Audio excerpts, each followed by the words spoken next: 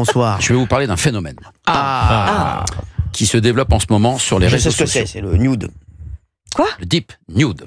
C'est quoi le deep nude? Qu'est-ce que Alors le le deep nude, c'est le principe consiste à prendre la tête de quelqu'un.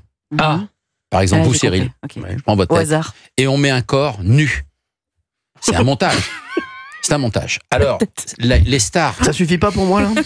Non, vous allez voir. Donc, Taylor Swift, en ce moment... Il a déjà un peu... Ouais, c'est bon, la semaine, là. Ouais. La semaine est lourde.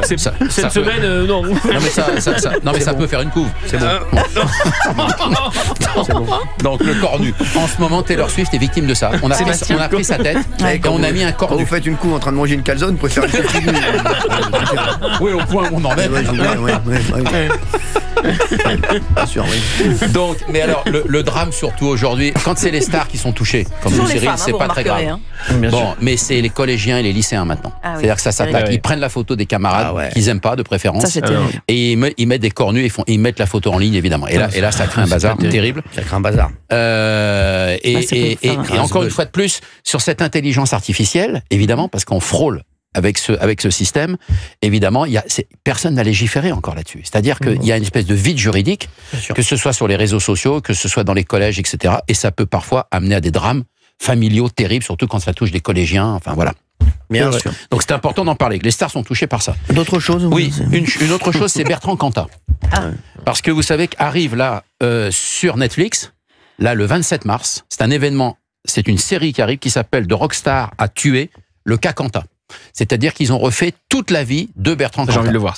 Voilà, c'est diffusé à partir du 27 mars cette année. On retrace son ascension jusqu'au meurtre de Marie Trintignant, évidemment, en juillet 2003.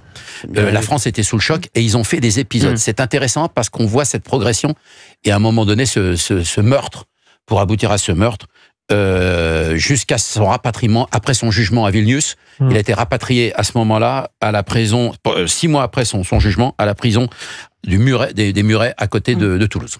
Voilà, donc c'est intéressant, ça c'est une nouvelle, personne n'en parle, très curieusement. Et pour ça je voulais en parler aujourd'hui. La bande-annonce, ça y est, est sortie hier sur les... Elle est sortie hier seulement. Oui, mais c'est silence radio. D'autres choses? Je peux vous parler de quoi? Renault. Alors, pas Renault, Axel Red. Vous savez qu'ils ont fait un duo terrible en 2002. C'est lié un peu, ils sont un peu liés les deux. Vous savez, ils ont fait Manhattan Kaboul en 2002. C'est un énorme hit, évidemment. C'est plus d'1,5 million d'exemplaires. C'est différent. Voilà.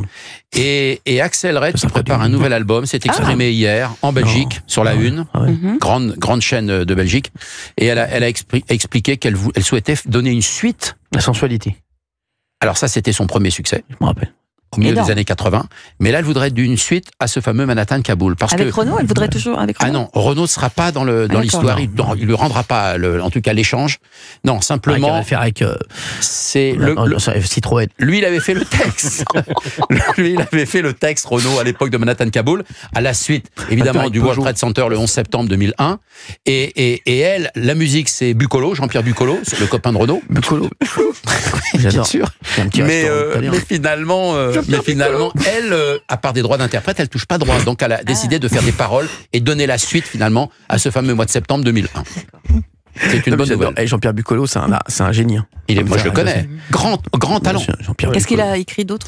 C'est surtout, Renaud avait fait une chanson pour Jean-Pierre Bucolo, La mère à Titi. Ah ouais, bien sûr. Eh bien, c'était pour la maman de Jean-Pierre à Titi. Voilà. C'est un peu l'Italie. C'est le bonheur, la misère et l'ennui, c'est la mort, c'est la vie, c'est tout petit. Voilà, vous retrouver la mère à Titi. Très très bien. C'est pas mal. C'était pour Jean-Pierre Bucolo. Eh oui, pour la maman de Jean-Pierre Bucolo. Ah ouais. Et il avait décrit dans sa chanson l'appartement exactement des Bucolo. Des Bucolo. Avec tous les trucs un peu kitsch de notre existence, de nos vies. Pas quiche, hein. Kitsch. Kitsch. Non, le truc qui était en forme de quiche. Non, mais voilà. Tiens, on n'a pas la mère. Cyril va nous le trouver. Évidemment, c'est un tube énorme. La mère à Titi, c'est un tube énorme. Non, mais c'est un tube. C'est un joli succès de Renault, bien sûr. Ah bah bien sûr. Moi, je l'ai vu récemment encore sur scène. Il fait la chanson dans ses 30 chansons qu'il interprète sur scène. Il y a La mère à Titi, évidemment. Bien sûr, c'est normal.